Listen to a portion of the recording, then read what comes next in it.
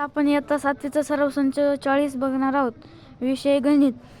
त्यातला पहिला प्रश्न आहे, रिहानने 1500 रुपये शाळेतील संचयिकेमध्ये दशांशे या 9 दराने 2 वर्षासाठी ठेवल्यास तिला एकूण किती रक्कम मिळेल.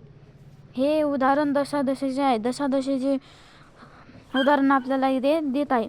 मुद्दल किती आहे 2 वर्षासाठी.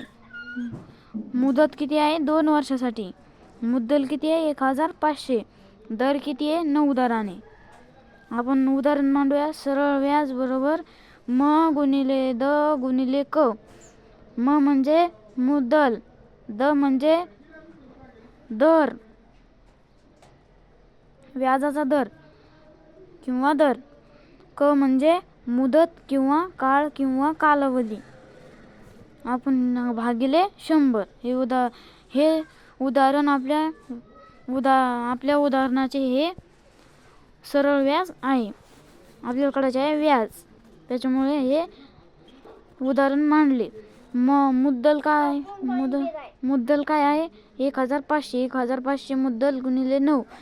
दर किती आहे 9. 9 गुणिले मुदत काय आहे क म्हणजे कालावधी, काळ, मुदत किती आहे 2 वर्ष म्हणजे गुणिले 2 भागिले 100. हा शून्य काटला, हा शून्य काटला, हा शून्य काटला, हा शून्य काटला. खाली उरले 15 गुणिले 2. 15 गुणिले 9 गुणिले 2. 15 गुणिले 9 गुणिले 2 बरोबर 15 दुणे 30. 30 नव्हे 270. सरळ व्याज किती निघले आपले, म्हणजे व्याज किती निघले 270. एकूण रक्कम म्हणजे रास. एकूण रक्कम म्हणजे किती राहते रास असते. रास बरोबर मुद्दल अधिक व्याज. मुद्दल अधिक व्याज बरोबर रास असते.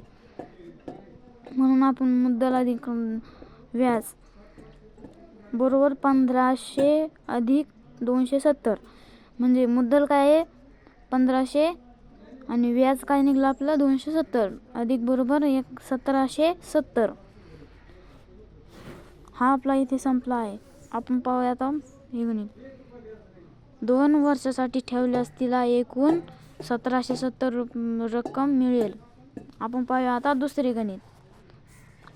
दुसरे गणित आहे, जेठालाल यांनी बँकेकडून दशांशे 10 दराने 2,50,000 रुपये या 5 वर्षासाठी मुदतीने गृहकर्ज घेतले, तर त्यांना प्रत्येक वर्षी किती व्याज द्यावे लागले. तसेच त्यांना बँकेला एकूण किती रक्कम द्यावी लागली. याचे 2 प्रश्न आहेत. मुद्दल किती आहे आपले 2,50,000. मुदत किती आहे, मुदत 5 वर्षासाठी. दर काय 10 दराने म्हणजे 10 दर. आपण सरळ व्याजाचे गणित मांडले आहे. आपण दशांशे याचा शॉर्ट लॉंग फॉर्म पाहणार आहोत. द म्हणजे दर, सा म्हणजे साल, द म्हणजे दर, शे म्हणजे शेकडा. दर, साल, दर, शेकडा यालाच म्हणतात. याचा शॉर्ट फॉर्म दशांशे आहे. दर, साल, दर, शेकडा. सरळ व्याजचे गणित मांडले आहे आपण. म म्हणजे मुद्दल, द म्हणजे दर, क म्हणजे कालावधी, काळ किंवा मुदत भागिले 100. मुद्दल काय आहे 2,50,000 गुणिले दर काय 10 गुणिले काळ काय आहे, मुदत काय आहे 5 भागिले 100. हा शून्य काटला, हा शून्य काटला, हा शून्य काटला, हा शून्य काटला. आपण याचा पाहूया आता. खाली उरले 2,500 गुणिले 10 गुणिले 5. 2,500 गुणिले 5 10 गुणिले बरोबर 25,000. 25,000 गुणिले 5. 25 5 125 म्हणजे 125,000. आपले व्याज काय निघले 125,000. तर त्यांना प्रत्येक वर्षी 1,25,000 व्याज द्यावे लागेल. आता आपण पाहूया दुसरा प्रश्न. त्यातलाच दुसरा प्रश्न आहे, प्रत्येक वर्षी द्यावे लागणारे व्याज. प्रत्येक वर्षी द्यावे लागणारे व्याज काढायचे आपल्याला. 1,25,000 भागिले 5 हे 5 वर्षाचे आहे, आपल्याला 1 वर्षाची काढायचे आहे. 1 बरोबर 25,000. 25,000 हे प्रत्येक वर्षी लागणारे व्याज आहे. प्रत्येक वर्षी त्यांना 25,000 रुपये व्याज द्यावे लागेल. रास बरोबर मुद्दल अधिक व्याज. मुद्दल अधिक व्याज बरोबर रास असते. आपल्याला मुद्दल अधिक रास काढायची सांगितली आहे, त्यालाच म्हणते रक्कम. रास म्हणजे रक्कम. बरोबर मुद्दल किती आहे? 2,50,000 अधिक व्याज काय निघले आपले? 25,000.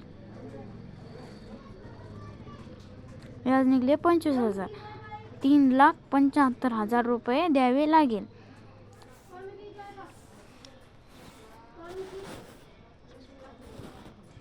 तसेच त्यांना बँकेला एकूण 3,75,000 रुपये रक्कम द्यावी लागेल किंवा रास द्यावी लागेल. आपण पाहूया आता तिसरे गणित. तिसरे गणित आहे, श्रीकांतने 85,000 रुपये दशादशे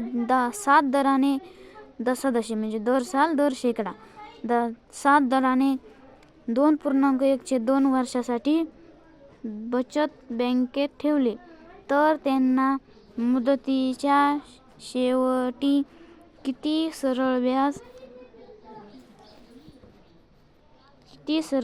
मिळाले?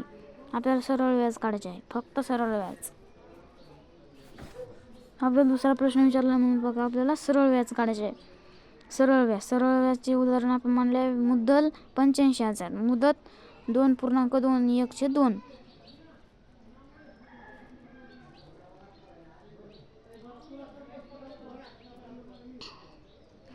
2/5 या प्रमाणात मांडून घेऊया. दर किती आहे? 7 दराने म्हणजे 7 दर. सरळ व्याजचं गणित मांडूया. म गुणिले द गुणिले क भागिले 100. मुद्दल काय आहे? 85,000 गुणिले दर काय? 2.5. कालावधी काय? मुदत 7 दराने. दर काय? 7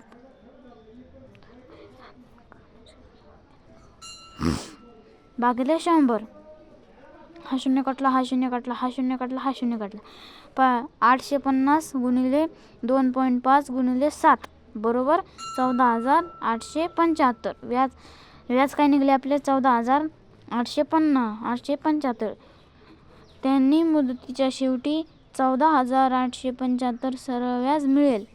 आपला प्रश्न काय होता? तर त्यांना मुदतीच्या शेवटी 14,875 सरळ व्याज मिळाले. आपण पाहूया आता तिसरे गणित. चौथे गणित. आपले चौथे गणित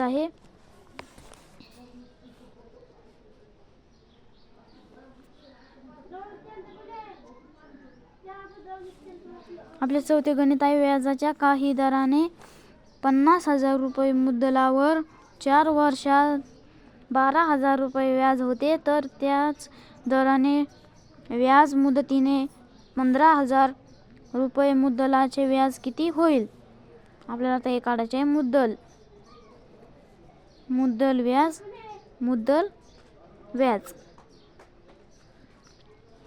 मुद्दल किती आहे? 5,000. व्याज किती आहे? 12,000.